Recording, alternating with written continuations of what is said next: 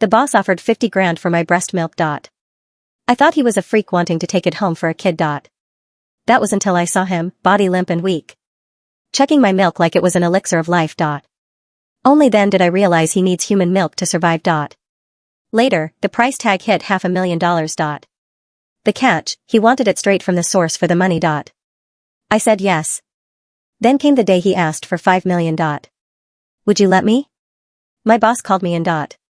I was shaking, sweating, terrified he was going to fire me if I got canned. I was dead. Zero income back when I was pregnant with my daughter, Bella. My old company forced me to resign. The hospital bills and NICU costs wiped out what little savings I had tucked away. I was reduced to begging my husband, Travis, for cash. Every time I asked, it was a fight. He'd bitch about this, complain about that, don't buy that. That's unnecessary. And finally, the classic line. I'm broke too, Chloe. Thank God my tits were heavy. With milk, I could breastfeed, saving us on formula. But Bella's diapers cost money. Clothes cost money. Every onesie she owns is too tight now. Winter is coming to Chicago and she needs a coat. If luck hadn't landed me this job, my baby would be shivering in wet diapers. You don't need to be nervous, the boss said, sitting across from me. His voice was smooth, gentle. Mr. Sterling is 33 this year. He looks refined, scholarly, and harmless. The kind of guy you instinctively trust. I called you in for a personal matter. My shoulders dropped. I relaxed. Mr. Sterling gave me a slight smile. He's handsome, depressingly so. But what I envy more is the stench of old money on him. He's loaded. I wished I could be like him. God, I regret being so young and stupid.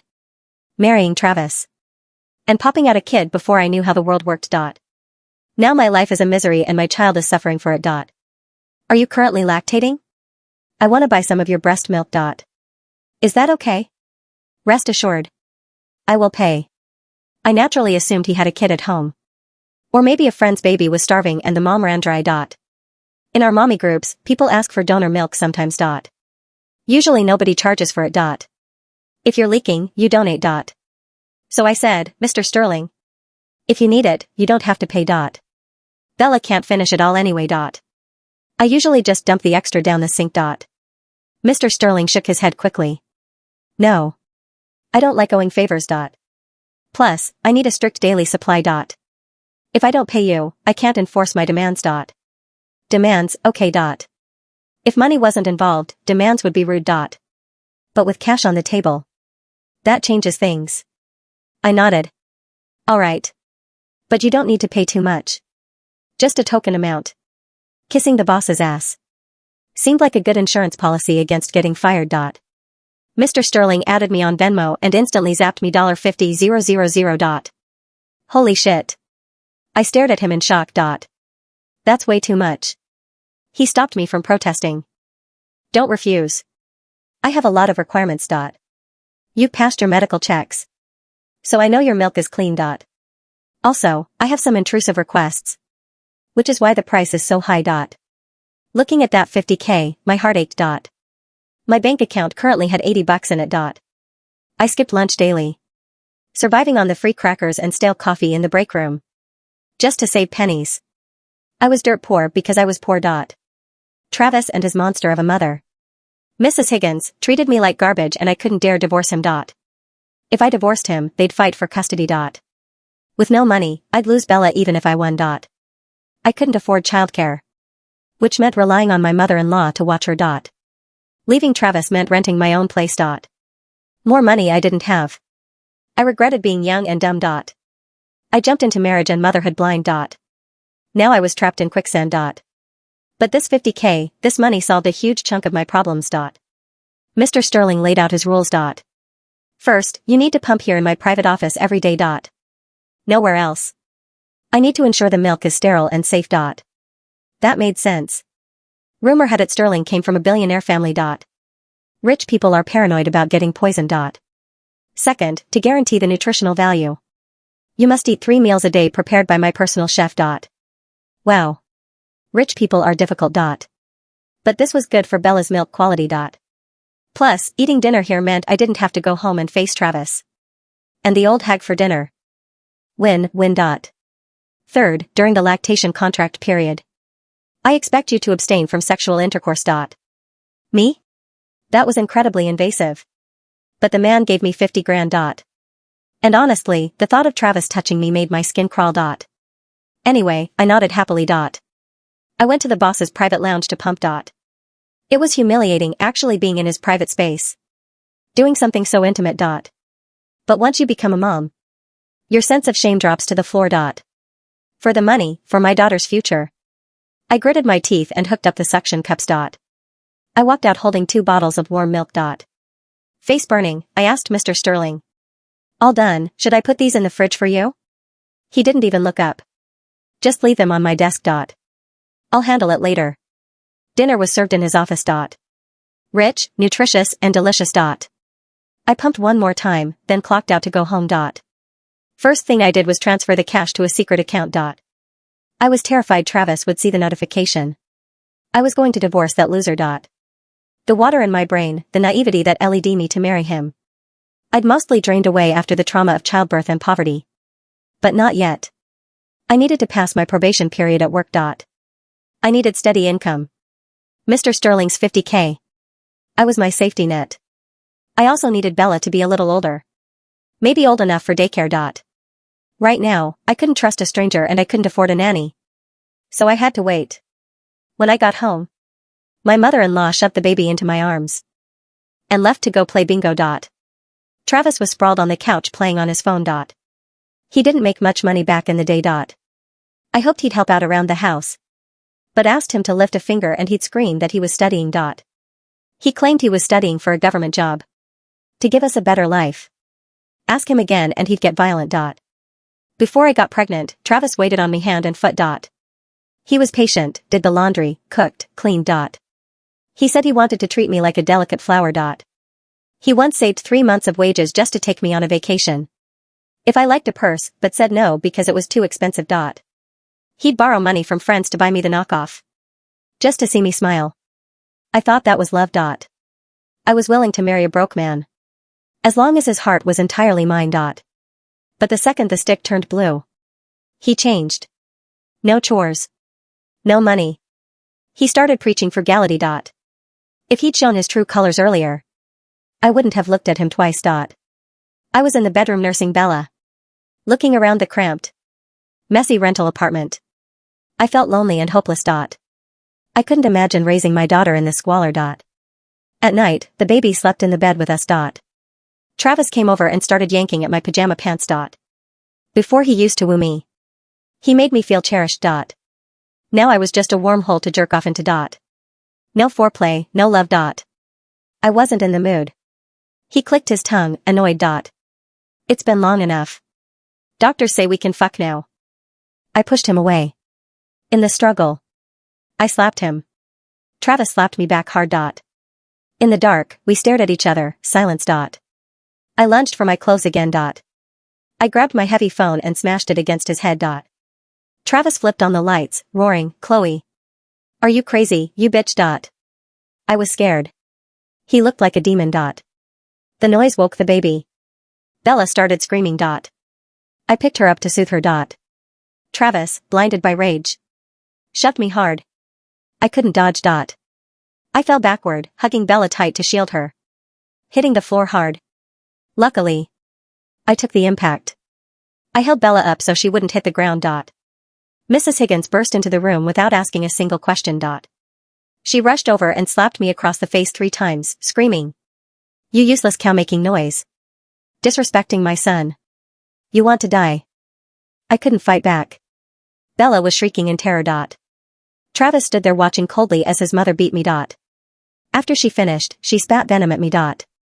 "Serve my son properly or I'll make you wish you were dead." "You're a married woman with a kid." "Now you're damaged goods, worthless."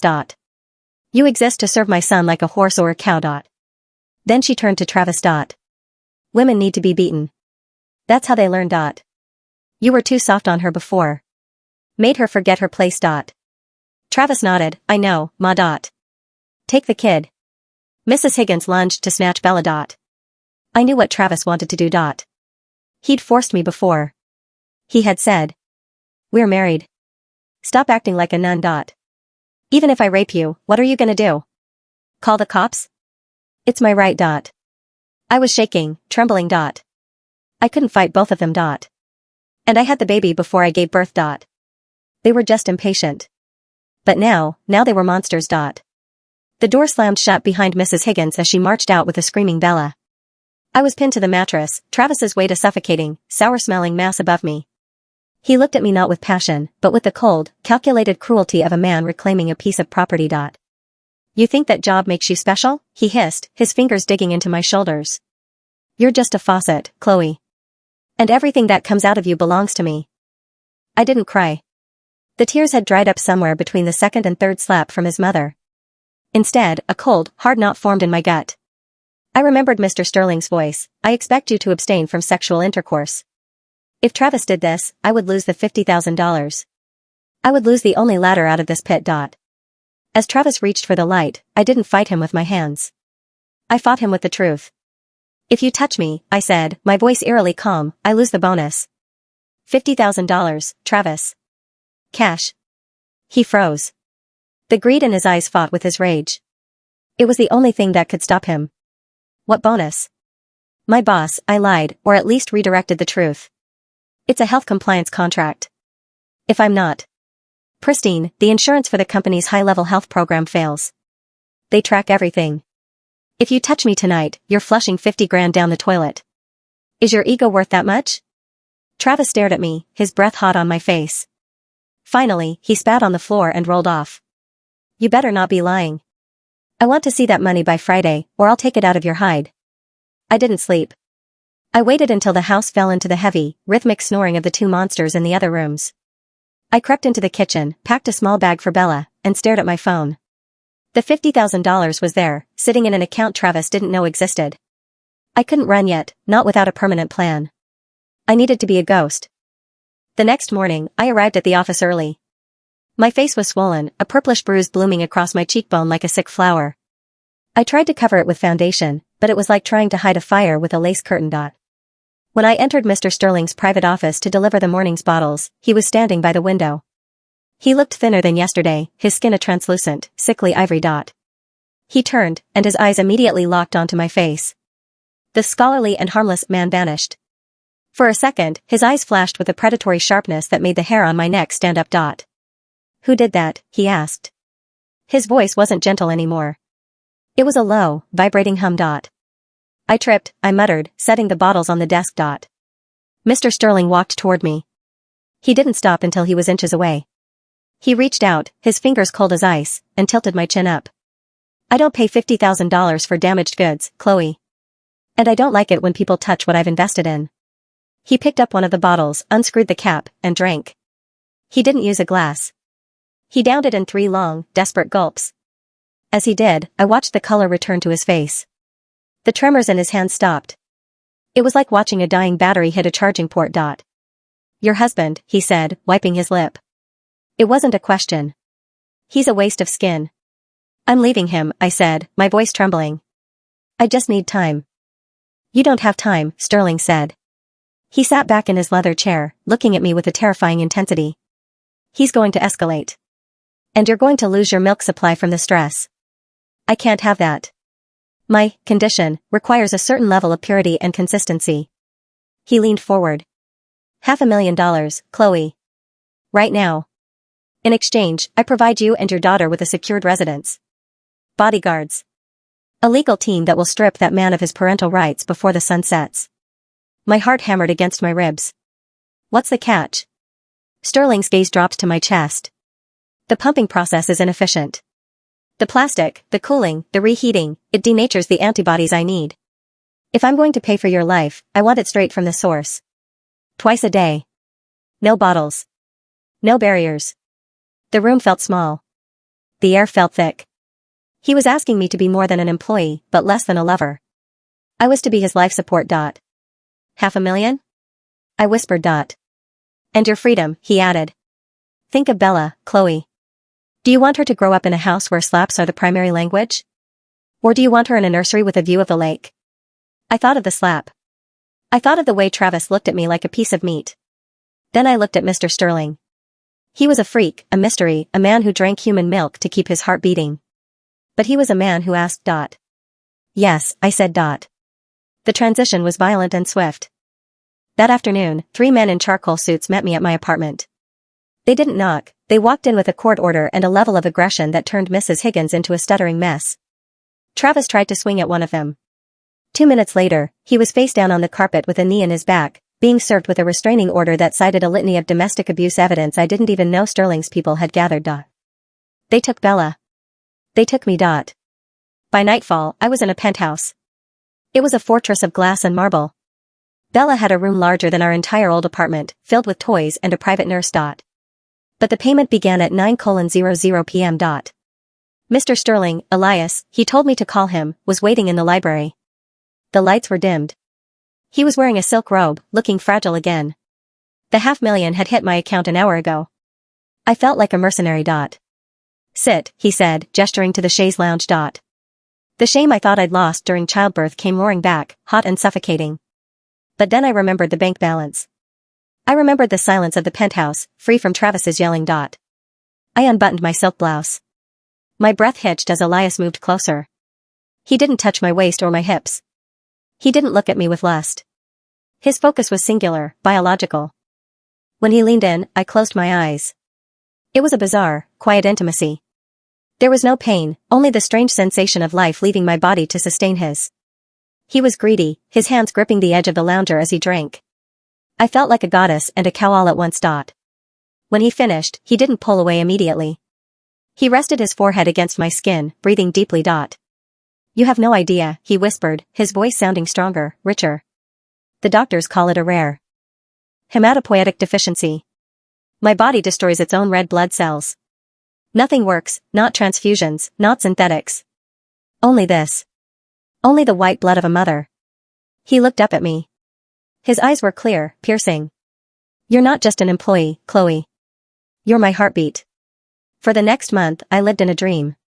I saw lawyers who told me Travis was being investigated for tax fraud and assault. I saw Bella thriving, her cheeks getting chubby, her laughter echoing through the halls. I ate the finest foods, my body transforming into a high-performance machine designed for one purpose. But the dream had a shadow. Travis didn't go away quietly. He began posting on social media, accusing a billionaire predator of kidnapping his wife and child. He found the mommy groups I used to frequent, spinning a tale of a poor father whose baby was being used for sick rituals. And Elias was changing. He was becoming obsessed. He didn't just want the milk twice a day anymore. He wanted me in the room while he slept. He wanted to hold my hand while I watched TV. The direct source sessions grew longer. He was getting stronger, but his mental grip seemed to be fraying. One night, he called me into the office. He looked frantic. $5 million, he said. He didn't even say hello. I want to buy the next 5 years. A total exclusivity contract. You, Bella, and me. We moved to the estate in Switzerland. No outside world. No Travis. No interference. 5 million? I stood frozen. Elias, I have a life. I have friends, family. You have a husband who is currently outside the building with a camera crew, Elias snapped, pointing to the security monitors. I looked. On the screen, Travis was there. He looked disheveled, wild-eyed, screaming at the intercom. Beside him was a lawyer I recognized from the local news, a bottom feeder who loved David versus Goliath cases. If you go back to the world, he will find you, Elias whispered, stepping into my space. He will take Bella to spite you. He will drain your bank account and legal fees. But if you come with me, you vanish. You become a Sterling. Protected. Forever. He touched my face. Would you let me? Would you let me save you forever? The choice was made for me. The elevator chimes echoed through the penthouse. My heart skipped. No one was supposed to have access. The door slid open, and Travis burst out. He was covered in sweat, holding a heavy wrench. Behind him, the security guard lay slumped in the elevator car. Travis had played the distraught father long enough to get someone to slip up. You whore. Travis roared, swinging the wrench at a glass sculpture, shattering it into 1,000 diamonds. I knew you were selling yourself. Using my kid to get to this freak. I ran toward Bella's room, but Travis was faster. He grabbed my hair, yanking me backward. I screamed as I hit the marble floor. Where is she? Travis hissed, standing over me. Where's my daughter? I'm taking her, and I'm taking every cent you've got. Get out. The voice was like a whip. Elias stood at the end of the hallway. He looked small compared to Travis, but there was something terrifying about his stillness. Travis laughed, hefting the wrench. Or what, Sparky? You gonna drink a glass of milk at me? You're a pale, weak little bitch. I'm taking what's mine. Travis lunged at Elias. I expected Elias to crumble. I expected the scholarly man to die. But Elias didn't move like a sick man. He moved with a terrifying, liquid speed. He dodged the wrench with a grace that was almost supernatural. He stepped into Travis's guard and delivered a strike to Travis's throat that sounded like a branch breaking. Travis collapsed, gagging. Elias didn't stop. He descended on him with a primal ferocity. He wasn't boxing, he was tearing. It was the strength of a man who had been fueled by the very essence of life for months. Elias, stop. I screamed, scrambling to my feet. Elias looked up. His face was splattered with Travis's blood. He looked like a monster. But when he saw me, his expression softened into something even more frightening, absolute, possessive love. He won't hurt you again, Elias said. He stood up, smoothing his hair as if he hadn't just nearly killed a man with his bare hands. Clean this up, he commanded the two bodyguards who finally rushed in. He walked over to me, stepping over Travis's unconscious body as if it were a rug. He took my shaking hands in his. The offer is now 10 million, Elias said softly. But we leave tonight. Travis stays alive, but he stays in a cage. My lawyers will ensure he spends the next decade in a state facility for the unprovoked attack on a private citizen. His mother will be evicted by morning. He leaned in, kissing the bruise on my cheek that was almost healed. I am the only one who can keep you safe, Chloe. I am the only one who truly needs you. I looked at the blood on the floor. I looked at the man who had bought my body, my milk, and now, my soul. I realized then that I hadn't traded a monster for a savior. I had traded a weak monster for a powerful one. But then, I heard Bella cry from the nursery. It was a small, hungry sound. I looked at Elias. I saw the 5 million, the 10 million. I saw a life where my daughter would never know the cold. I saw a life where I was the most precious thing in the world to a man who would kill to keep me. 10 million, I said, my voice as cold as the Chicago winter outside. And I want his mother to watch as the house is bulldozed. Elias smiled. It was the most beautiful, terrifying thing I had ever seen. Done. Epilogue, The White Queen. 6 months later. The Swiss Alps. The snow outside is white, just like the milk in the crystal glass on the table. I sit by the fireplace, draped in cashmere that costs more than Travis made in a year. Bella is sleeping in the arms of a world-class nanny in the next room. Elias enters. He looks younger now. Stronger. He looks like a god. He kneels before me, not as a boss, but as a devotee. I unwrap the silk of my gown.